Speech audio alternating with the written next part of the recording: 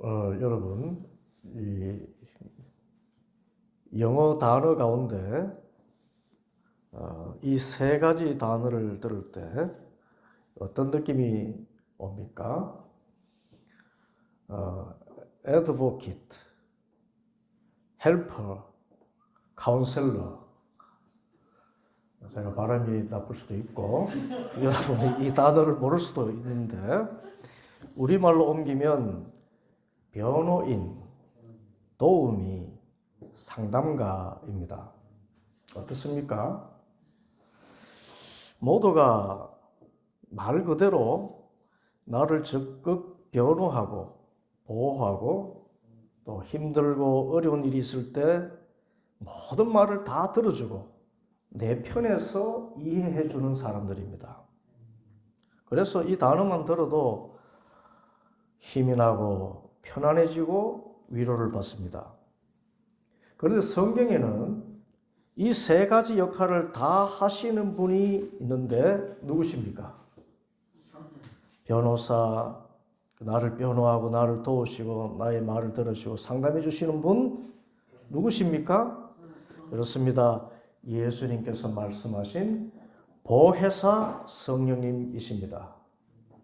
16절에서 예수님께서 말씀하셨습니다. 내가 아버지께 구하겠다. 그리하면 아버지께서 다른 보혜사를 너희에게 보내셔서 영원히 너희와 함께 계시게 하실 것이다. 누구를 보내신다고요? 보혜사를 보낸다 그랬습니다. 이 보혜사란 말은 헬라어로 파라클레토스라고 하는데 이 말은 파라, 곁에라는 뜻이고 칼레오, 부르다는 뜻의 합성어입니다.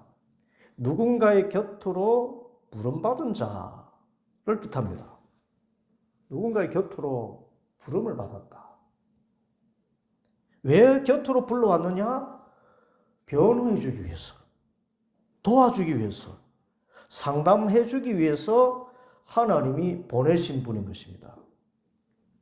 그런데 이 보혜사 성령님을 소개하면서 예수님께서 말씀하시기를 다른 보혜사라고 했습니다. 어떤 보혜사요? 다른 보혜사.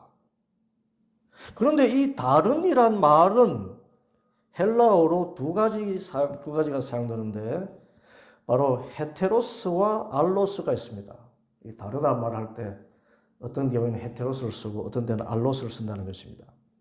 그런데 헤테로스는 종류나 성질 자체가 완전히 달라서 구별되는 경우에 다르다고 표현하는 데 쓰고 알로스는 모양도 똑같고 질도 똑같고 색상도 같고 모든 것이 똑같은 동일한 것이 여러 개 있을 때 그것을 구별하면서 다르다고 말하는 것입니다. 알로스가 그런 뜻이에요. 마치 500원짜리 동전이 여러 개 있는 것처럼 여러분 500원 동전은 서로 다르지만 똑같지요? 가치가 같고 모양, 색깔, 성질이 모두 같습니다. 이것이 알로스입니다. 반대로 100원짜리 동전과 500원짜리 동전은 같은 동전이라도 완전히 다른 것입니다. 이런 때 어떤 단어를 쓴다고요? 완전히 다를 때? 기억 안 나죠? 헤테로스라는 말을 씁니다.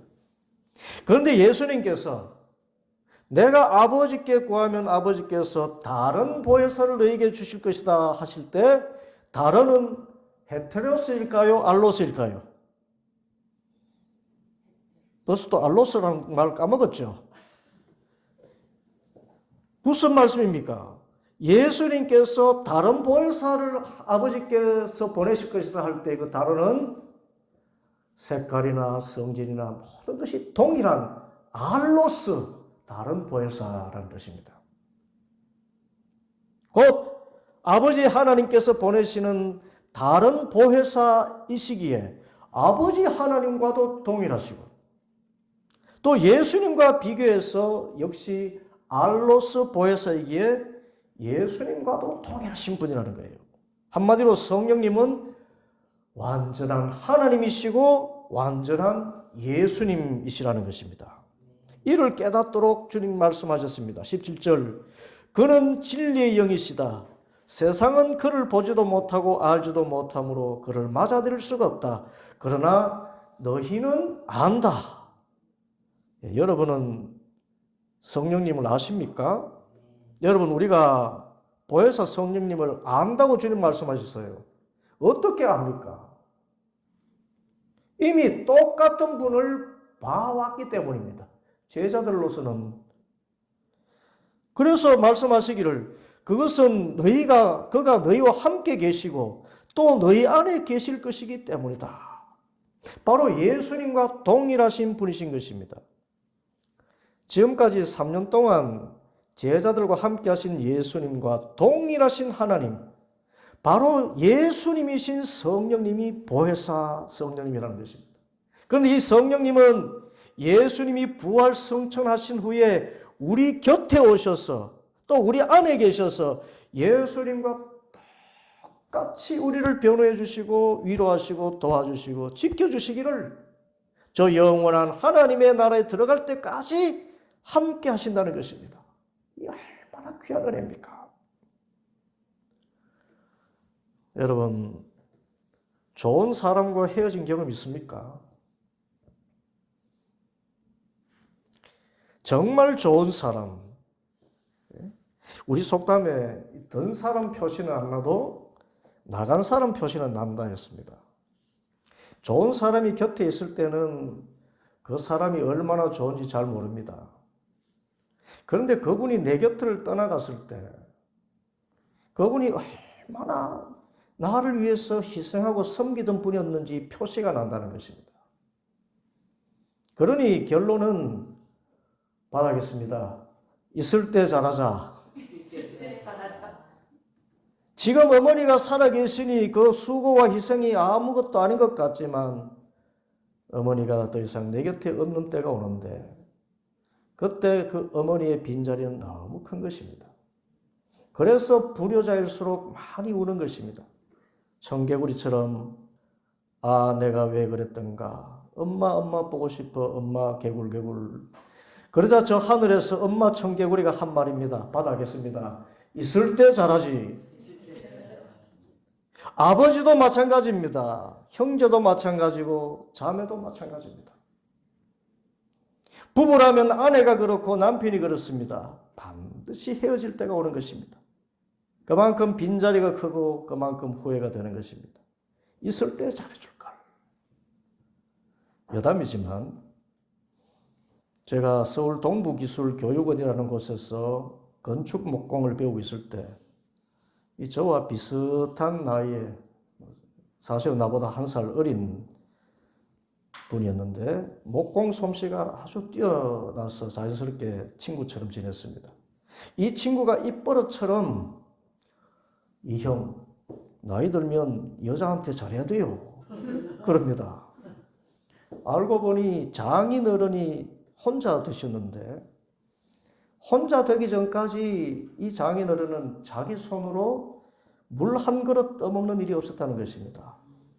새벽에 들어왔어도 밥 줘. 그러면 그 아내 되는 분이 군말 안 하고 밥 챙겨주고 이런 식으로 이 장인 되는 분은 가사 일은 라면 끓이는 것 하나 세탁기 하나 돌릴 줄 모른 채 회사를 은퇴하고 이 노부부 자식들을 출가시키고 노부부 둘만 남아 살고 있었는데 어느 날 아내가 중병에 걸려서 세상을 떠난 것입니다. 딸이 있었지만 자기 남편이 있고 자기 자식이 있으니 아버지를 잘 돌봐드리지를 못했습니다. 꼼짝없이 혼자 사는데 가끔씩 사위인 이 친구가 그 어른을 찾아가 보면 늘 울고 있는 것입니다. 집은 개우리처럼 해놓고 술병이 어지러이 널려 있는데 하도 울어서 눈꺼풀에 생채기가 날 정도라고 했습니다. 왜 울까요? 울면서 사위 붙들고 하는 말, 내가 왜 그랬을까? 있을 때 잘할 걸, 있을 때 잘할 걸 여보 미안해 하더라는 것입니다. 부부가 아니더라도 부모 자식이 아니더라도 지금 누군가 있어서 나를 위해주고 말 들어주고 도와주고 변호해주는 사람이 있다면 받아겠습니다. 있을 때 잘하지. 있을 때 잘하자. 그런데 예수님과 같은 분이시고 하나님과 같으신 보혜사 성령님은 우리와 어떻게 하신다고요? 오늘 말씀에 영원히 함께 계시게 하실 것이다. 그래서 결과적으로 예수님은 우리를 떠나신 적이 있습니까? 없습니까? 없지요. 보혜사 성령님으로 지금 곁에 계시고 또 내 안에 계시기 때문에 예수님이 나를 떠나신 적도 없고 앞으로도 떠나실 일도 있습니까? 없습니까? 없어요. 그런데 거듭 말하지만 좋은 분은 지금 내 곁에 있을 때 잘해야 됩니다. 그러나 보혜사 성령님은 잠시라도 나를 떠나시지 않을 터인데 어떻게 하는 것이 보혜사 성령님께 잘하는 것일까요? 성령님은 지금 예수님을 주님으로 영접한 사람에게 임하셔서 우리가 세상 끝날까지 함께 하시는 영이신데 그 좋으신 분이 나를 떠나지 않는 분이신데 내가 어떻게 잘 해드릴 수 있는가 하는 겁니다. 두 가지입니다. 꼭 기억하시기 바랍니다. 첫째로 보혜사 성령님은 곧 예수님이고 하나님이시기 때문에 예수님 대우를 하고 하나님 대우를 해드리는 것입니다. 받아합시다. 성령님은 예수님이십니다. 성령님은 하나님이십니다. 여러분, 하나님이 어떤 분이신가요? 우리를 창조하신 전능하신 분이십니다. 그 위엄과 권세와 영광이 우주 저 끝까지 미치는 만왕의 왕이요 만주의 주십니다. 예수님은 어떤 분이십니까? 하나님과 동일하신 성자 하나님 아니십니까? 그 사랑이 얼마나 크신지 하나님의 아들이시면서 죄로 죽을 우리를 대신해서 내죄 지시고 십자가에 몸 찢기고 피 흘려 죽으셨습니다. 그 십자가의 희생으로 이 세상에 사는 모든 사람들, 아니 이전의 세대와 지금 세대와 앞으로 주님 다시 오실 때까지 모든 세대를 구원하실 정도로 그 은혜와 사랑의 능력이 우주에 미치는 사랑의 전능자 하나님 아니십니까? 이와 동일하게 보혜사 성령님도 우리를 위해서 친히 강구하시고, 로마서에 보면 우리가 말할 수 없는 탄식으로, 우리가 기도할 것조차 알지 못할 때 말할 수 없는 탄식으로 우리를 위해서 강구해 주시는 분이세요. 우리를 위로하시고 눈물 닦아주시고 힘주시고 소망 주시는 다함없는 섬김의 주님이 보혜사 성령님 아니십니까? 그런데 많은 사람들이 이 성령님을 내가 부르면 달려오고 내가 명령하면 내 말 잘 듣는 시종처럼 생각합니다.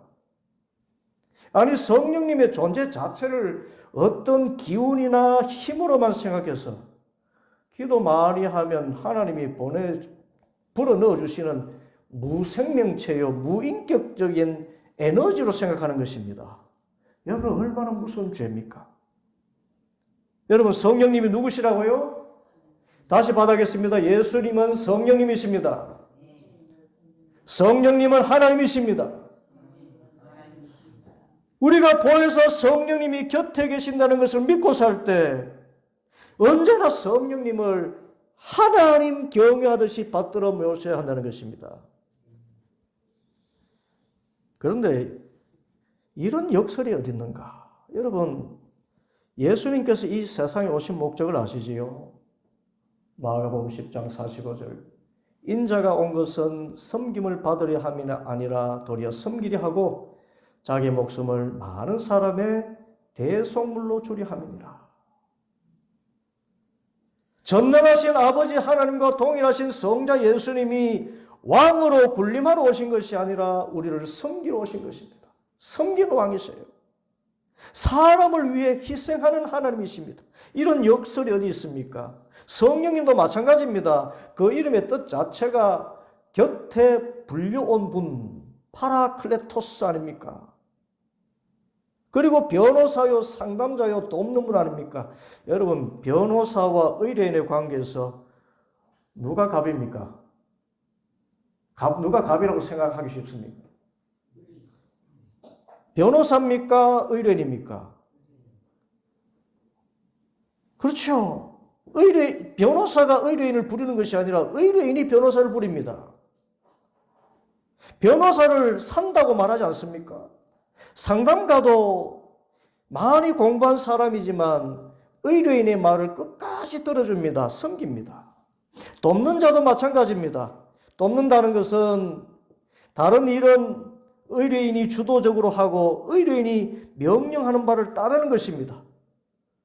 이렇게 성삼위일체 하나님이 존재 자체가 사랑이시고 희생과 섬김의 일을 하시는 분이시기에 자칫 우리는 성령님을 내 편의를 위해서 불러내고 내가 지시하고 내가 부려먹는 일꾼 정도로 생각하기 쉽습니다.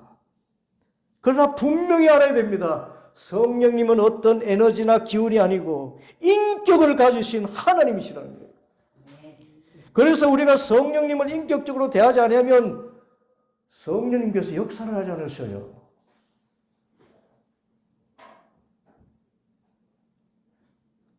우리에게 임하신 성령님은 나를 결코 떠나시지는 않습니다. 영원히 함께 하시겠다고 주님께서 약속하셨기 때문입니다. 그러나 성령님은 인격적인 하나님이시기 때문에 비인격적으로 대하면 결코 우리를 위해서 일하시지 않아요. 결코 나를 위로하시거나 변호하시거나 도우시는 일을 하지 않으시는 것입니다. 성경은 이것을 성령을 소멸한다고 했습니다.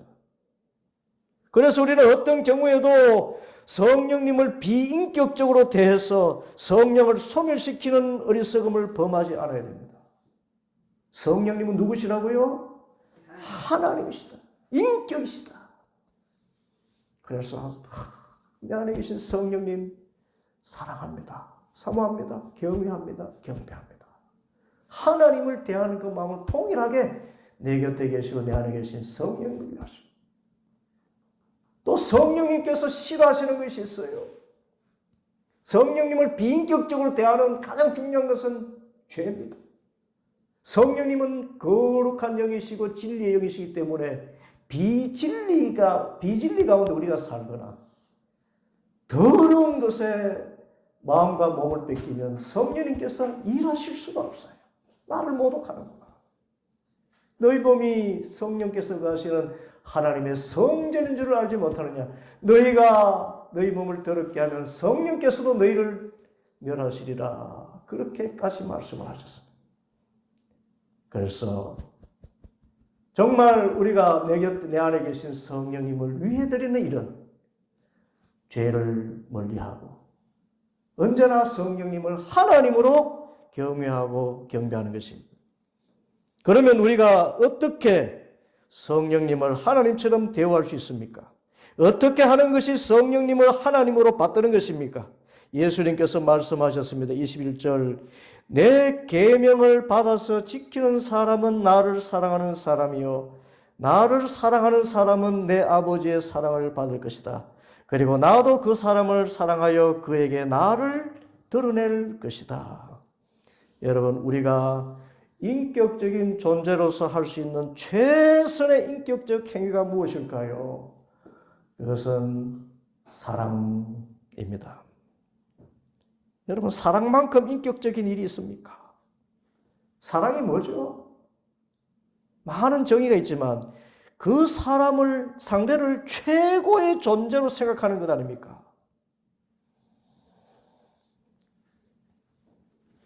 어저께 TV를 보니까 어느 섬에 사는 총각이 육지에 살던 처녀를 결혼해서 섬으로 데려왔습니다. 작은 어선으로 고기잡이 하면서 살아왔는데 어느 날 이 남편의 허리가 고장이 나서 수술을 받고 제대로 힘을 쓰지 못하니까 그 어부의 아내가 남편이 하던 그 힘든 뱃일을 다 하는 것입니다. 그리고 고기 잡아서 위판장에서 판매하는 일을 마치고 쉬어야 될 텐데 남편 밥 챙겨주고는 또 트럭을 몰고 나갑니다. 내일 뱃일을 위해서 그물을 손봐야 한다고 이 트럭몬은 아줌마입니다. 상징적이지만 얼마나 힘들게 사는 모습입니까? 그 남편이 트럭을 몰고 아내가 나간 뒤에 그 트럭을 보면서 말합니다. 가난한 내게 시집와서 손에 물 한 방울 안 묻히고 살도록 하겠다고 다짐했는데 지금 내가 할 일 다 하고 있으니 미안하지요. 그런데 이분이 아내에게 이렇게 늘 미안한 마음 가지고 있으니 아내도 그렇게 구전을 하면서도 실은 내색 한 번 안 한다는 것입니다. 한다는 말이 저 사람 허리가 더 나빠지지 말아야 할 텐데. 여러분, 이것을 우리는 사랑이라고 합니다.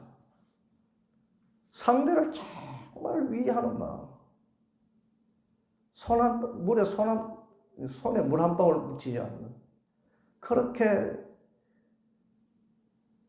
살게 해주겠다. 그런 생각 가지고. 저 사람 허리가 나아진 일이라면 어떤 구전일, 트럭몬일 또 마다하지 않겠다 하는 그 희생적인 마음. 최고의 인격적인 대우는 사랑입니다.